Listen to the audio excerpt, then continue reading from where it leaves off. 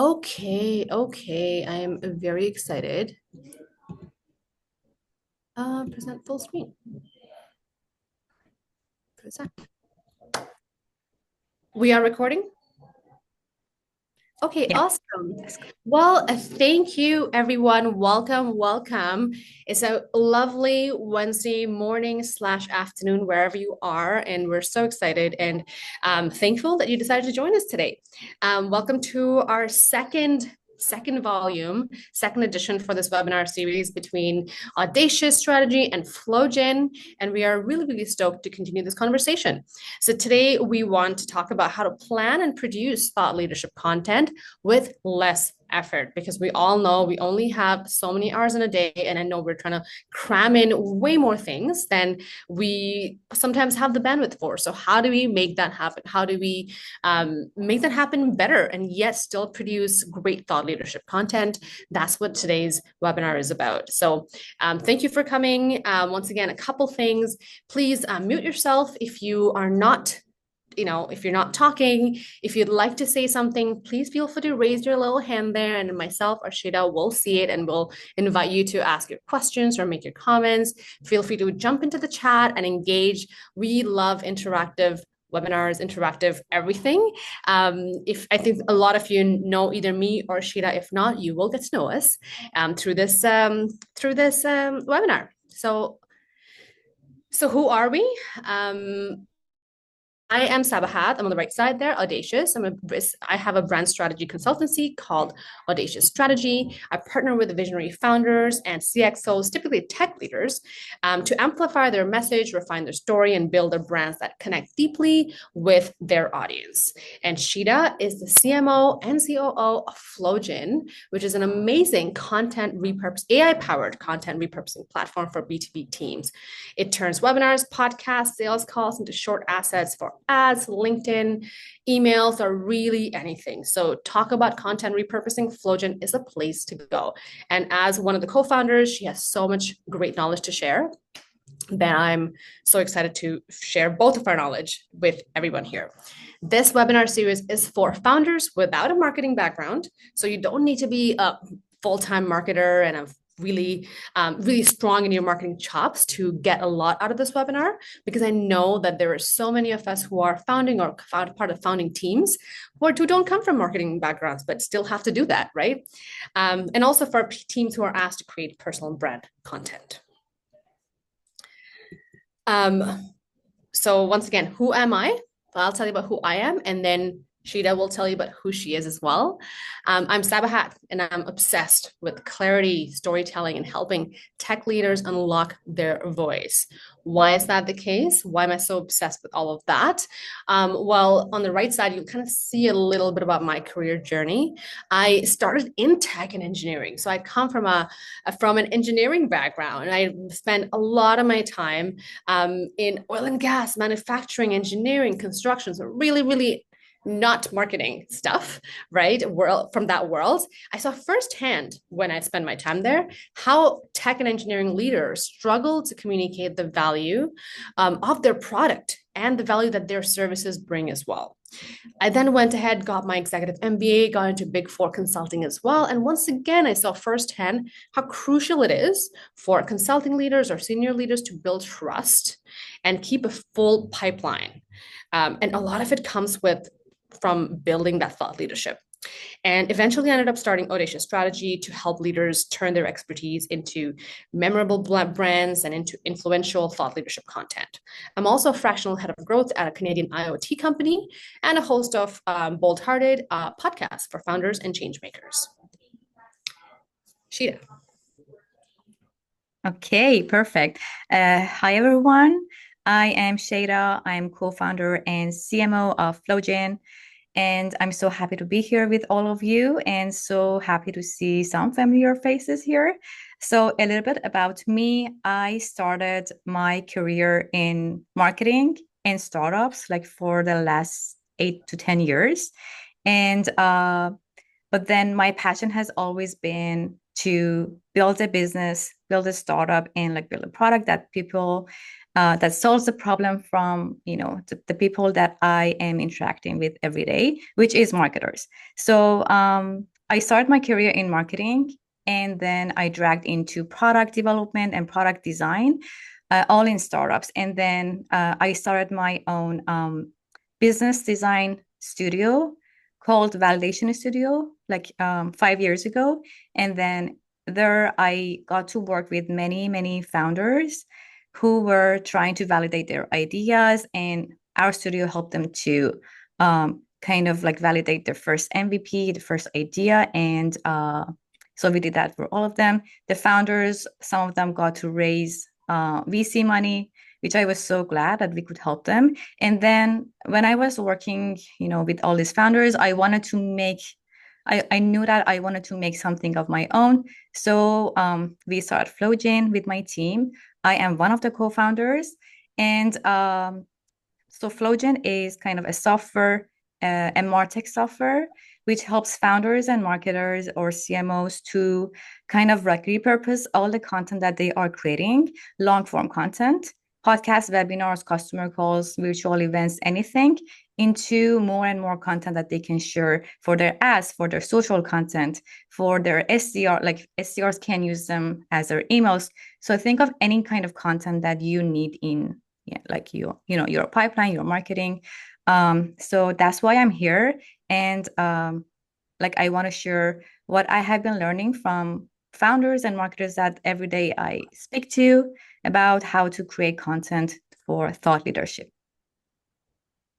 Awesome. Thank you, Shada. So what are we going to talk about today? Four things. We're going to recap a little bit about what we covered the last webinar. So I think most of us here were not there at the last webinar. If you want to take a look at it, if you want to watch it, then send Shada an email, because she will send you the link to the previous webinar, because that kind of acts as the foundation. The way we are going through it is like we're starting in it's a very like sequential way. We're starting with the foundation of building a personal brand and thought leadership. And then now we're getting to how to create the content. So it has a little bit of a flow. So we're going to go through the recap right now. Then we're going to go into the content strategy. So we're going to talk about how to create your content strategy for yourself or for your business. Then Shida is going to lead us through a case study, a personal brand of a founder that she really admires and what he's doing really, really well. And finally, we're going to show you a little bit about Flowjin, which is a tool you can use to do some of the content repurposing for you as well. So if you have a pen and paper, that will be really, really handy, because we could be doing some hands-on work as well. Once again, anytime you have a question, raise that hand. So let's recap. Personal brand. We've been hearing personal brand all over. It's the hot word of 2024 and 2025, right? His personal brand is all over social, all over everything. But so what is a personal brand? A personal brand, in my definition, is how people perceive you and your work, and how they remember you even when you are not in the room. Okay, it's not about how you show up in front of people. Yes, of course, it is that, but it is a lot about how people think about you and your work when you are not there as well. And that's why a personal brand is so important. You want to take up real estate in people's minds and have them attribute something to you. That something can be your product, your company, your service, your opinions. You decide. You get to shape how people view you and how people remember you. And that's the power of the personal brand. Whether you're a founder or part of the founding team, a marketer, probably not here, maybe, I'm not sure, or really someone who's a leader in their organization or their team, you want to be really leaning into this. We also talked about the founder-led marketing, right? Like nowadays, a lot of people, consumers, don't really see the product itself, and they don't really buy into it as much because there's such a proliferation of brands right now. And founder-led marketing is a really clever way and sharp way of distinguishing yourself from all the other products in the market. They invest in the leaders' identities, consumers invest in leaders' identities, founders' identities. Even if you're just a leader and you're not a founder, you're a leader and you're building a team, right?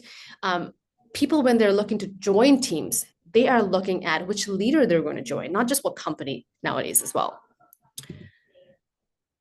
Founder-led marketing can be a total game changer, especially with all this AI created content that's coming out these days. You can kind of see it all over LinkedIn, all over socials, right? Even emails. AI created content is everywhere, and because of that, it's created a lot of noise. People who were not making content like 3 years ago, now they're suddenly pumping out content like almost daily, right? So standing out is harder, but it's not impossible.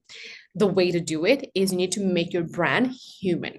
And how that happens is your stories and your viewpoints and only your point of view and your expertise. People want to connect with people now more than ever because of this proliferation of AI. So they're craving authenticity, relativity, relatability, and trust.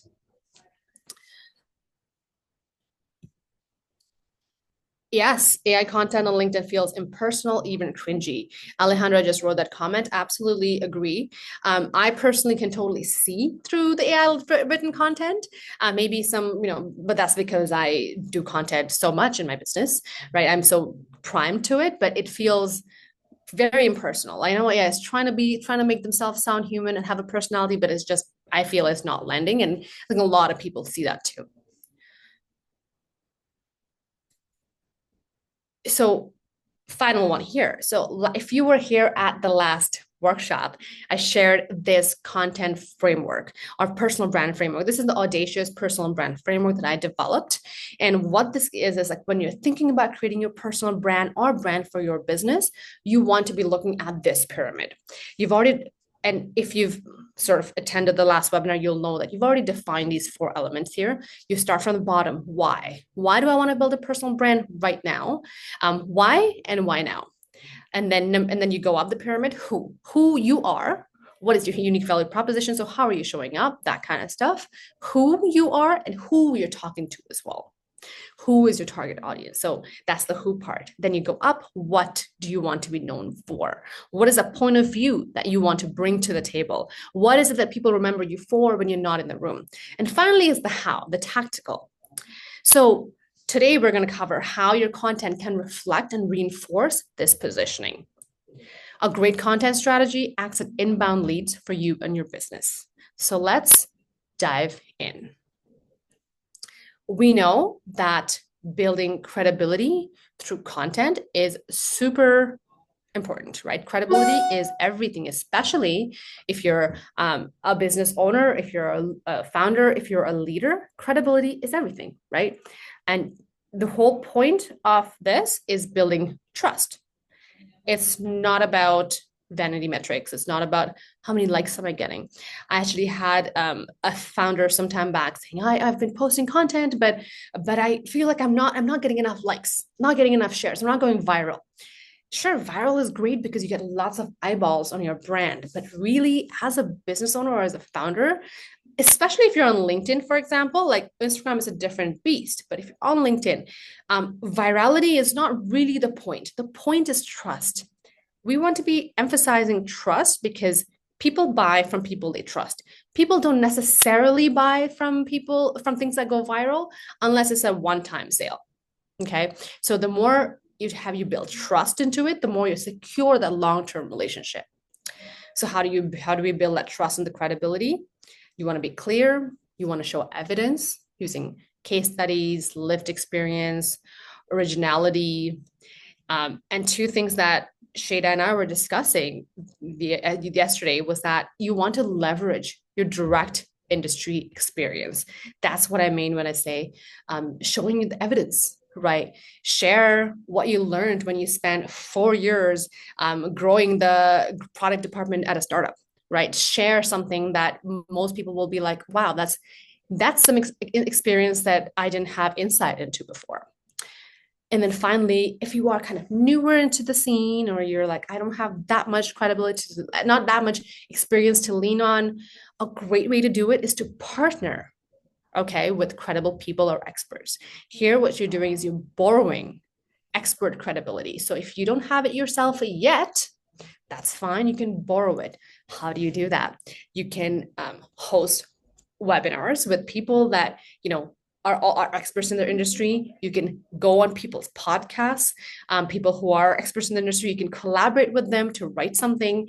You can do all kinds of things, which shows that you are related to an expert's opinion, expertise. But that's what we call borrowing expert credibility if you don't have enough of it on your own. Shita, do you have anything to add to this right now? I think you got it on point. The only thing that I want to maybe add is that one strategy that I have been seeing working very well for people who are not the expert of the industry of who they're selling to. They usually like create a podcast that they interview their ICP. So it's kind of a way that they create content that serves their ICP, their niche, by like, creating value like that. Create a podcast by interviewing their ICP. That works really well.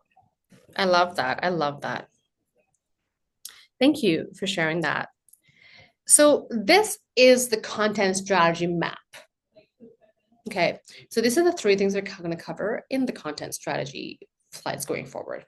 So these are the things you need to look at when you are creating your own content strategy for your personal brand, your brand, etc. So we're going to walk through each of them. And once again, if you have questions, please feel free to pop it in the chat or raise your hand. The first one is your voice. Your voice is how people recognize and connect with you.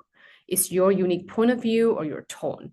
Are you more of a mentor, a motivator, or disruptor, or an expert, or a veteran in the space, right? Do you lean more bold in the way you speak and the way you share your content, more warm and reflective or approachable, sharp? What is the way you do it, right?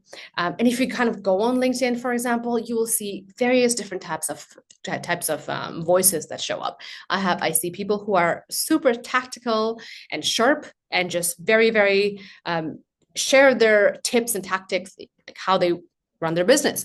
And I also see people who are more poetic and they share stories and they share their experience from 18 years ago when this happened to them and how this changed their life and how they are now. So really what you pick your voice, it doesn't have to be one, you can sort of pick how you want to show up. And what do you want people to feel after they hear from you, right?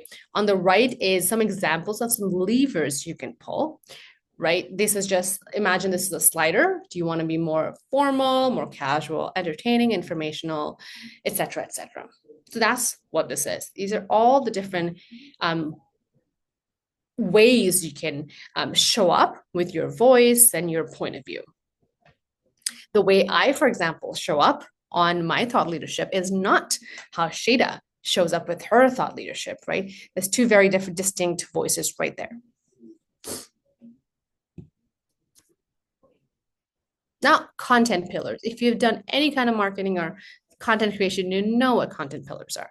Your content pillars are about 2 to 3 or 4 recurring themes that your content falls under and reinforce what you want to be known for.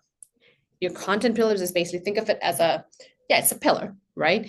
Or think of it as an umbrella. You want to pick like a few different umbrellas under which all your topics will fall under. So you want to, for example, educate.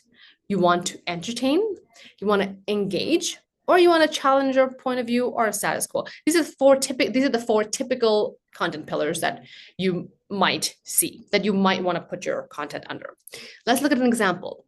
A health tech founder's content pillars can be industry news, right?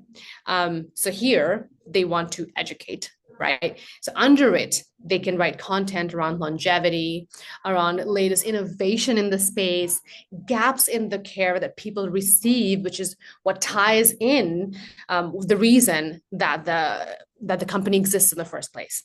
It could be product-based, once again, and that's also educated, but also sort of engaging the people that you are now trying, your ICP or your people, your target audience there. So if you're kind of a bit not so much, you're super into marketing, ICP that Shada talked about earlier is your ideal customer profile, right? So your ideal customer or your target customer. So it could be product-based, that's another pillar. And that's using case studies or product highlights, case studies with a successful case study that you've had with a customer. Success stories is another really big one. You could do it interviews, sharing it as a blog post. You can do it as a audio recording, like a podcast. If you have a podcast, it's another different beast altogether. If you want to just do a little video recording and share it on whichever platform you want, we'll talk about the platform later. And then there's finally community sourced and centered as well. And that's a really good way to engage your audience and your ICPs as well. That's when you recap events. Any questions on the voice or the pillars so far? I know not a lot of it is, I mean, it's not a lot of new information sometimes, maybe to some people, maybe to some it is. But these are some really good things to strategy to have in place before you start putting pen to paper or voice to microphone, I guess. Well, then moving on. Now, platform.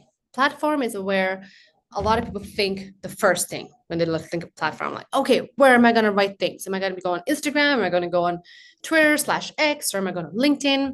So you kind of need to choose your lane here. I'm not a big fan of choosing your lane, stay in your lane. Like, I don't do that. I'm very much like, do all the things.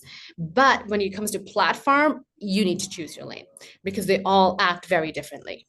The platform that's going to be resonate on what you the content that's going to resonate on one platform will absolutely not resonate on something else.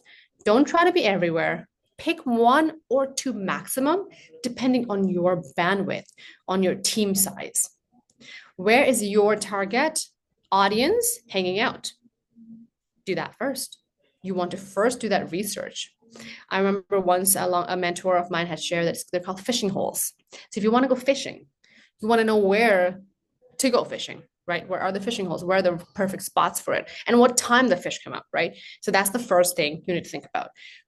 That goes back to the pyramid that we shared earlier, the Audacious personal brand framework, right? Who are my target audience, your ICP? Where are they hanging out? When are they hanging out? And then where in your voice and content makes sense? On the right side, you'll see some of the more common ones that I work with. LinkedIn is ideal for B2B thought leadership. It's very much B2B. Instagram, where I don't really do a lot of playing around on, but that is much better for B2C or visual storytelling. If you have a company or a brand that is more B2C, like selling, for example, vitamins or selling a consumer product like clothing, then Instagram is much better for that because of the visual factor. It's visual, it's quick, it's more engaging. So that's really good for that. Newsletters are really good for white papers and thoughtful articles with your audience that's already kind of warm, right? They know you, they're part of your newsletter list. That's really good for that. And any kind of video or audio format is, of course, good for any of this. It's especially good for interactive and repurposable topics. From one video, you can make more small videos, you can make audio clips, you can make written thought content, all of that. So you have to think about where your type of thought leadership makes the most sense.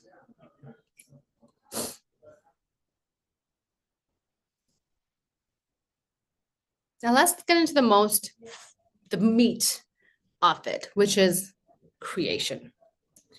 Once again, creating the content, I talked about it a lot last time in my last webinar, but lean into your strengths. Okay. If my strength is not a lot of visual storytelling, because I find it takes me a long time to make visual assets. So I don't do that, right? So I want to lean into my strengths. So number one, decide on a topic, right? Your pillars will help here. If you are a health tech founder and you want to talk about longevity, that's what topic that you decided on. Decide on a format. Do I want to go record a video around it? Do I want to write an article on it? And then you create the content, right? You share it. And then finally, the last step is then you repurpose it. Remember, one piece of content does not, and don't try to make it just share it once, because that is you're leaving a lot on the table. You're leaving so much on the table. One piece of content, one great piece, of course, one great piece of long form content, of course, that's what I'm talking about, can give you 5 to 10 pieces of shorter, repurposed content. You don't need infinite bandwidth, okay, here, but you need a smart system. So if you think about it now, if you look at it, you decided on a topic, decided on a format, take some time to write this one great, well-researched, long-form content, whether it's writing or recording, doesn't matter. So you've spent like maybe 2 hours to 5 hours on it. I don't know. After that, but it doesn't stop there. You're not like, oh wow, it's taking me so long. You can repurpose it, and then that can last you for weeks. Shida, what is your experience on this? I know you have a lot to share on this topic, especially. Okay, so I think like one strategy that really works great here, and I'm gonna share like more details about that in my case study, is that you can create, just as you said, like a one long form content and then break it up into smaller pieces. So, for example, like earlier, I said that if you're not an expert in your industry, you can create a podcast interviewing your ideal customer profile. So, like most people, they just create that long form content, that like 1 hour podcast, and then they just share it like once, but the value, like, sits there, and like most people don't make use of it after that, after they publish the episode or after they just share it on their LinkedIn once or twice. But I think like there is a lot of meat in your content that you can create them, you can like take them and like break them into newsletter recap of like, what was shared on the podcast. You can turn it into video clips.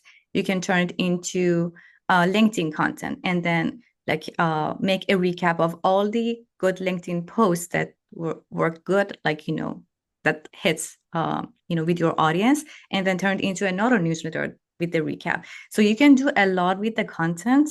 But the whole strategy is one long form to multiple short form content. That is like what a lot of founders are using the strategy. Exactly. And like we talked about, you want to have the most ROI for the time that you spend. You spend 2 hours creating one piece of content, 5 hours creating one piece of content, and just sharing it once on your socials is just not enough. As we all also know, people need multiple touch points with you, with your name, with your face, with your content before something sticks in their head. For it to stick in their minds, they need to have multiple touch points. Are you going to be spending 2 to 5 hours every time creating content to get that? No, you don't have to. You can create one and then repurpose it, clip it, take one paragraph that is the meat of it, and then expand it into a shorter social. As Shada said, if people are commenting something really excellent on it, you can take that and put into newsletters, blow that up a little bit. So there's many different ways you can get creative with it, but the strategy is that, as Shada said, one too many. Before we move ahead, does anyone here have a great example that where they have sort of created something and used and repurposed it in many ways?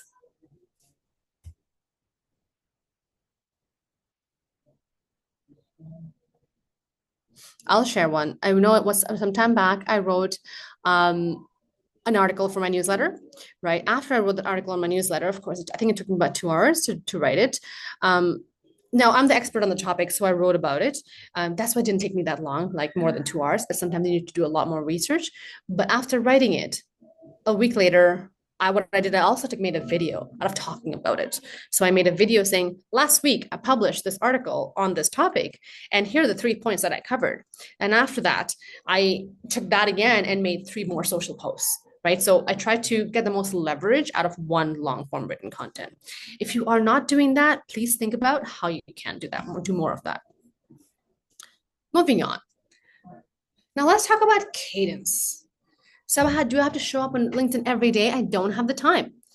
You don't have to do that every day. I don't do that every day. Shada doesn't do that every day. Many founders don't do that every day. We don't have the time for that, right? Of course, consistency builds credibility. Showing up regularly builds trust. If you're showing up regularly, people know, oh, you're still in the game. You're still doing it. You're still doing the thing that they know you for. Because if they kind of start thinking about you because you've been showing up a lot and now you're sticking to people's minds and then you kind of disappear for 6 months, people will think, oh, are they not in the game anymore? Are they not doing that anymore? Do they not have that company anymore? And then it gets confusing, right? So try to be consistent, but set a rhythm that works for you. For me, I cannot show up every day because that is too overwhelming, too demanding for me and my capacity and my bandwidth. I'm a solo founder, solo business owner, so I don't have a team that's going to show up for me. But people sometimes do. So decide on a rhythm that works for you. Decide on 1 or 2 strong social posts per week. This is my recommendation. 1 long form asset every month if possible, if not maybe a quarter, but not more than that. Don't give a break more than that. This could be a case study, an article, a white paper, depending on the scope of what you're doing. And then try to daily, or if not daily, every other day, spend a couple minutes engaging with others. Engaging is so important because when we show up, imagine you going into a party or a networking event in person. You don't want to just go and say, hey guys, this is what I do. Here's my expertise. Boom, boom, boom. And then you just stand there, right? It's not going to show up as super approachable, right? The way to do it is you do that, but then you also go and you join a small group and you say, hey, how's it going? What do you do? Right? You want to engage in conversation with people. That's how people remember you. So social is the same game. You want to engage with people. If people are commenting on your content, be really smart with the back and forth as well. Ask them questions, tease out more things that you can use for your content, right? And comment on other people's content as well. I think that is so valuable that a lot of people I see, not a lot of, some people I see on LinkedIn are not doing enough of. They're not going on other people's content and saying, hey, that was a fantastic post. I learned this on it. What is your thoughts on this? That is a big opportunity that you're missing to engage if you're not doing that. If you're like, I cannot show up on social 1 to 2 times a week and write something, remember we said, repurpose, batch things, schedule. Having that consistency and momentum is better than perfection.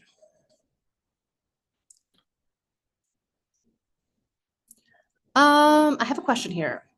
Shada, you can also chime in on this. What's your thoughts on YouTube as a platform for B2C/founder-led content? I'm just thinking about creating a long form asset without a big newsletter database. So I'll kind of give my thoughts and then Shida, please give yours because I know you're more embedded in that than I am. So Celine, what I think is that YouTube is great. YouTube is one of those platforms that has lasted the test of time, right? They're really fantastic. It shows up on SEO, on Google, on everything, right? YouTube is fantastic for creating long form content for sure. It is absolutely, I think really good for B2C and founder-led content because I've seen a lot of people on YouTube create like behind the scenes, like how I'm building this type of content. I've seen that work really, really well, as well as, of course, doing like really cool casual things like behind the scenes. I'm going to go, if it's B2C, I'm going to go ship this product out today, day in the life. Follow me as I ship out 3 orders. That kind of thing is very good for storytelling, is very good for engaging your audience. That's what I think. Shada? Yeah, I can also jump in. So I Yes. think for B2C, I actually have seen a lot of founders who are mostly like their service or their not their service, but their product is in CPG, customer packaged goods, or like selling vitamins, like things like that. YouTube actually works really well. And what they create content about is they vlog a lot of their backscene content of how they run this business as a founder, what is the shipping process looking like for them, how are the logistics, what challenges they're facing. So I think YouTube is actually a very good medium for that. And also I think you can mix it with Instagram and like make short form contents of, that longer vlog and share it on your Instagram. I think that works really, really well. And plus you can just add, Instagram can be also a very good thing for sharing like, instant stories of like, momentary things that are happening in your business, or like, the challenges, the good things, the bad things. So I think the mixture of these two are very good for building your personal brand as a founder. So I highly recommend it. And I don't think like really for B2C newsletter is like, I mean, there are better mediums. YouTube is a better one. So absolutely just go with it. You don't need a newsletter for that. So yeah. Yeah, exactly. And you're welcome, Celine. And what Christy just said, YouTube and Flowjin, exactly. So you make one long form video on YouTube. You use a tool, whether it's Flowjin or you want to do it manually. We're not trying to push a product to a tool here, but whether you want to do it manually or use anything else, doesn't matter, right? You take your long form video, you throw it onto YouTube, then you take whatever tool you want to make lots of short clips from it, and then you use Instagram, like Shada said. So, and then to me, make like 5, 6 posts out of it. And then, yeah, you send it to your newsletters, or you just keep sharing things like that, right? It's really good for storytelling and visual things. Great question, Celine. Great question. So, yeah, keep the questions coming, guys. That's fantastic. Okay, let's talk about engage. And that's, I think, the last part about the content strategy map that we are talking about. And it's exactly what I was talking about last. It flows really well from that. You are building a community. Founder-led marketing or content creation is not a yelling into the room and leaving strategy. So that's how I see it. That is where a lot of people are not, doing well, right? They kind of, I've seen people who are coming and they're just writing this thing and then they don't engage with people on LinkedIn. Because of that, they're not getting as much leverage from their content. You are building a community, so engage with your people as much as you can.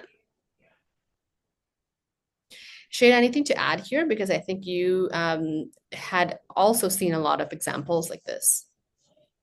Yeah, I wanted to actually recommend a tool that really helps you to like have more engagements on LinkedIn and Reddit. It's called Syften, Syften. It's a social listening tool that you can use to kind of set it up for certain keywords that are used by your ideal customer profile, your niche. And what it does is that it notifies you whenever someone is talking about that topic on Reddit, and I think it works on LinkedIn too. So that way you will find new topics, new threads, conversations that you can actually add to, and just engage with those people. If it's on LinkedIn, it will help you to just connect with new people, add them to your network, and then next time that you post something on LinkedIn, they will just comment on yours as well, because it's very, very important on LinkedIn, especially to get as many engagements as you can within the first hour of you posting content. So like these little tools really help you to kind of like increase the engagements on LinkedIn. And I think it works on other platforms too. Thank you, Shada. Was it Syften, Syften, right? Yeah, I can drop the link in the chat as well. I think I just typed it in as you said, but if you want to, for sure. If everyone listening, if you haven't figured it out yet, then I'm the queen of strategy and Shada is the queen of tools and tactics. So it's lovely. So just like pick those two up from us as we're dropping it. Yeah, so Syften, I did not know about this. I'm excited to start using this. This is amazing. This is gonna up my content game. Love it. Thank you, Shada. Any other questions so far before we jump into case study? Well, no. Awesome. Well, Shada, on to you. Okay, great. So I'm gonna tell you about a guy called Adam Robinson. He has been sorry, my speaker is my airdrop is died. So wait. We hear I you can't great though. listen to you anymore. Awesome. Going back to my Okay, everything's good. So, I want to talk about Adam Robinson. He actually grew two businesses just by posting on LinkedIn, and he didn't use not he didn't use many ads. He didn't use like any fancy sales pipelines, just original content. So the two businesses that he worked on was retention.com and RB2B. So retention.com, he actually grew it to $21 million in annual recurring revenue just by posting content on LinkedIn. And also RB2B grew from $0 to $1 million ARR, or annual recurring revenue, in just 16 weeks. And that is also with LinkedIn. So like he's really fascinating. And I think he's the king of founder-led marketing. So I got really interested in what he is doing, and I dug deep into what are his strategies. So Sabahat, can you go to the next slide? Perfect. So to recap what his strategy was, the first one was the same thing that we are just like, keep saying and saying, the long to short form strategy. So what he did was that he made a lot of content, like a lot of content, but in different formats. So first of all, he appeared on a lot of podcasts in B2B. So like his product is in B2B. It's kind of like it's a product for capturing whoever comes to your website, and you can connect the website to your Slack, and whoever visits your website, the software just kind of like notifies you in a Slack channel that, hey, like this person with this LinkedIn profile just visited your website or just visited this page. Go and just message him, message her on LinkedIn. So like this is our B2B tool. So his niche was B2B platforms. What he did was that he went on a lot of podcasts that are like, targeting B2B markets, and he talked on them, and then just grabbed that content, that those podcast appearances, into video clips, into LinkedIn content, and then on his newsletter as well. And then he just recapped like all the good LinkedIn content that he created, the best ones, and then sent another newsletter. So from one content, he kind of had like around 15 new content to share. It's like a one-time effort, and like, just a lot of other content to create. Second thing that he tried to just generate more revenue for his business was trying to use all those content, the short form videos that he created, not just from his podcast, but also like, creating very funny, 1 minute videos, and took them to run meta ads on them in just 6 months. And what he said himself was that everyone in our target markets at least saw one of our ads. So he kind of like grew big into like, building that brand, building like getting the word out about him and his brand with this like combination strategy of video and meta ads. That is how he is generating more leads. But like just as I mentioned before, the organic founder-led content creation on his LinkedIn is what kind of works as the first place that people see him. So, okay, can we go to the next slide? So about the content and channels that he is using. So he's like doing 4 things. First one is just as I said, LinkedIn posts. So he creates a lot of LinkedIn posts, and he writes them by hand. Like when you read a lot of his LinkedIn posts, they have typos, and like, they're sometimes messy. They're very raw and unfiltered. So that is why his posts are working really well. The second one is podcasts and webinars. So as I said, he doesn't have his own podcast. He just appears on other people's podcasts that are targeted at his ideal customer profile. And the second one is that after a while, he ran LinkedIn Live webinars, which went really viral because he was really, really consistent with them.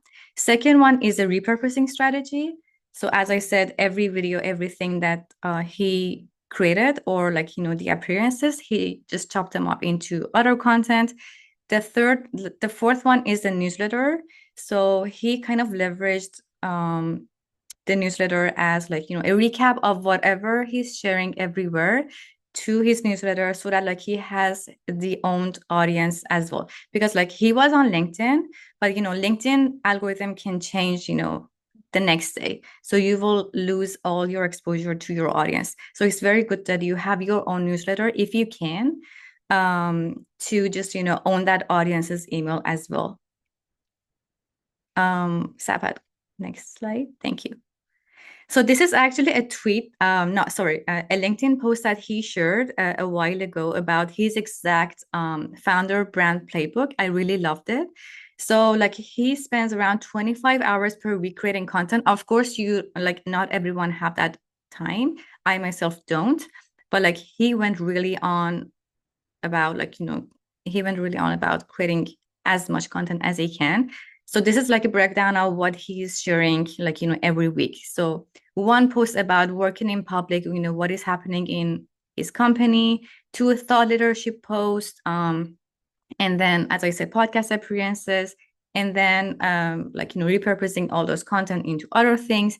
And the other thing that he mentioned was that I try to respond to every little comment on LinkedIn as fast as possible, just to give that signal to LinkedIn algorithm that my posts are getting more and more engagement. So that is also like very, very important.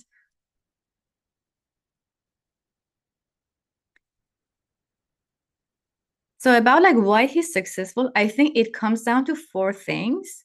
He's very, very authentic. Like he shares about the good, bad, and ugly of his business. For example, like, in the first phases of his business, he said that I went to meetings and I asked people, do you care about understanding who is visiting your websites and like, just getting their LinkedIn profiles? And, I was embarrassed on that meeting because like people were like, no, like, you're violating the privacy policy. Why are you doing that?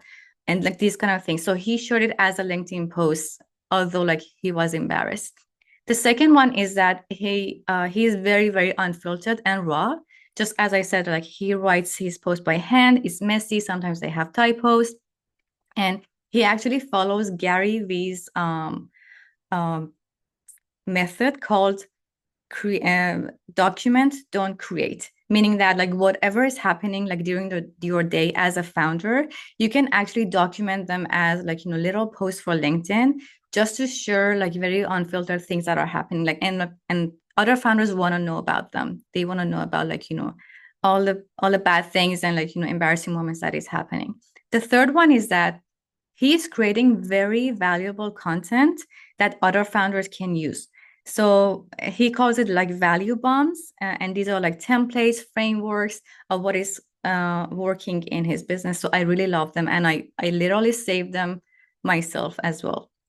And the fourth one is that he is consistent, and he combines evergreen content, like how to grow my, like how I'm growing my SaaS startup, all these things, with like timely things that is happening in his business. Like we cut like 100K marketing budget this week, and this is what happens next. Or like these things that are very momentarily, but people want to know like just real time what is happening with his business. So that is like people follow, like that is why people follow him. So just as I said, Adam Robinson spends like 25 hours per week to create content. That's a lot. We don't want to do that, but I think we can make use of his strategy to like create very, very quality long form content that can be an article, just like Saba had said. That can be a video that you create interviewing your customer, that can be valuable for other, that can be a podcast appearance. So whatever is comfortable for you. Some people are good with writing, some people are good with camera, so they create videos. It doesn't matter. Like what really saves you time is to create a long form and then chop it up into short forms. So what if I told you that we actually have built a software that can help you do that? No pressure on using that. I just want to like show you how it works. You can also do it manually yourself, or like, some people create AI agents that help them to chop up their content. That is also great too. But today I want to show you how Flowjin can help you with just 30 minutes of your time in a week. You can create like 20 pieces of content. So before diving into Flowjin's demo, I want to say that as founders, we have two things that are very valuable. First one is that we talk a lot. Like we go on podcasts, we talk on virtual events, we talk to our customers. So we have a lot of um, spaces that we don't even realize that we can use as like as an kind of a pillar or a cornerstone content that turn it into like smaller pieces. So that is one. Second one is that we are living an experience that a lot of other founders want to know about. So just think of like, whatever is happening in your business, whether it's like, the bad moments, like, the decisions that you made that worked good or bad, like these are all the things that you can actually use to make content about. Document, don't create. Like I love that strategy. So if you just create any kind of like long form content, um, most founders just post it once and they just forget about it like the next week. But there are a lot of value sitting there, but it's very hard to repurpose them. That's why a tool like Flowjin can help you. It will cut the content up into like smaller pieces. So I'm gonna show you how it works. It's super easy. Let me share my screen here.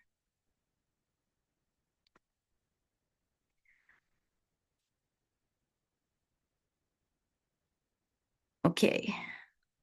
Can everybody see my screen? Sabahat, can you see my screen? I can. I can still see my screen. Should I stop sharing? Will that gonna help? I can't hear you. I don't know why. It was my screen that was on, and now no one's sharing. I can't hear anyone. Ooh. Kim But and I see your screen. okay, I it's see good. So the you can see my Flowjin screen. app. okay. Oh, you see it, I Christy? see the Flowjin app. Okay, I don't see it. That's weird. What is everyone else seeing? I noticed Sabahat is talking, but I can't hear her. I think it was a problem with my AirPods. I put it down, but like my laptop is not. Okay, never mind. I think Hear me, Shada? if you can if you can share in the chat that Oh, yeah, you're I can seeing hear my it. screen, I can go Yeah. ahead and What do you see? I see. We see that everyone okay, sees let the me Flowjin. see I the don't see it. chat. Okay, that's fine. I just see the YouTube Okay, with you a can bunch of web pages hear open. me and see my screen. Perfect. Perfect. Okay. So as an example, I actually want to go ahead and use one of my podcast appearances with a startup strategy podcast. This is the one. And it's on YouTube. So I'm going to grab the link of this podcast here and go to Flowjin. So for going to Flowjin, you can type in flowjin.com. You can sign up and then you will see this screen. So I'm going to drop the link of this podcast here, hit on analyze. And I have two options here. I want to use the AI clipping one. This is like when AI just kind of scans your content and then finds like, the value bombs or whatever is very interesting for your audience to share. It finds those moments, like these 1 minute things, and then clips them out for you. And also like other content outputs that you will see later. But this is like the starting point. So I will choose the AI clipping here. The language was English, and I want to like put the clip length to be auto. So whatever Flowjin finds me, it's good. And I click on start clipping. So it's like for an hour long content, it takes around 15 to 20 minutes for Flowjin to just come up with, all the content that it can chop up, from the original one. So I'm not going to wait here. I actually have previously ran my podcast into Flowjin. So I'm going to show you how, the results are looking like. So Flowjin created me like 6 clips that I can just review. Let's see one of them. I'm not sure if I play them, you will hear them as well. So if you just tell me in the chats, that would be lovely. So like kind of like what we did that drives the most. Can you hear it? Is that we kind of broke down what Flowjin can do as a. So okay, it's like a 1 minute 30-second video. And it's about like, what I was sharing in the podcast about like Flowjin's organic traffic strategy that grew the company to 100K. I can just download and share it right now. Or if I want to just extend the content a little bit to just have like add a little bit of more context into the clip, I can just edit it as well. So for editing the clip, the UX is very simple. You just see the transcript of the clip and you can just edit it here. So as you see, like the AI has like found some moments and just clipped out like, whatever is like very repetitive, like, the sentences that are not necessarily good to be in the clip. It's just trying to like minimize the content as a 1 minute thing. So I can just extend the content by kind of like expanding the transcript here. And the experience of adding something to the clip is like very simple. You just like hover on the text, you add it to the clip, and you just click on update, and it will be done. So the other thing that Flowjin does is that, which makes clipping very easy, is that it picks the perfect layout for your podcast. For example, like, if you want to share this clip on Instagram, TikTok, and YouTube Shorts, so usually you need a vertical format, right? So it crops the podcast into a vertical format and putting my face in the center automatically so that you don't have to just resize everything yourself. But if you want to like share it as a landscape video, it also does that too. So this is good. Like I can share it right away. I'm just going to save it. And the other thing that I really like about Flowjin is that whatever clip it makes you, it also creates you these captions to use with it. For example, if you want to post it on LinkedIn or on Twitter, sorry, wait, I want to. Okay. So I have the caption ready, like written for me so that I can like stack it with my video and post it to my LinkedIn. Done. Okay, so these are with the clips. You can also use an audio file as well to run it through Flowjin, and it will create you automatic audiograms as well. Just to show you how they look like this. So if the bulk of my file. So it kind of like captions, the clip. It has the picture of the speaker here. So like you have a nice visual to just, share the clip of that audio podcast or audio, I don't know, interview, whatever audio file that you're making into this. So it's the same thing is, happening with the audio file. I'm not going to like go through all of it, but like this is how it looks like. So go back to here. The other content outputs that Flowjin creates for me are also code graphics and social posts. So like these are like all these sentences that I said during the podcast created like a code graphic for me that I can just download and write a caption for it on LinkedIn and then just post it. And like the experience of designing these are just like Canva. They're very, very simple. We have like different templates in Flowjin that you can use. Like you can use your picture. And we have like different orientations as well for different destination platforms. The third one is actually written LinkedIn posts from me. These are like taken out from different parts of the podcast. So, like you can see, okay, let me expand them. Great. So yeah, like they're from different parts of the podcast, and they're like, summary of like what I was sharing about different topics that I was talking about. So what I usually do myself is that I stack this LinkedIn post with one of the clips and then post them as a LinkedIn. So if I want to share an example, this is my LinkedIn profile. And like this is like one of the texts that Flowjin wrote for me. I added like something in the bottom, which is like, this is a part of my interview with Julia Hand. Watch the full interview with the links in the comments. And this video is like made by Flowjin.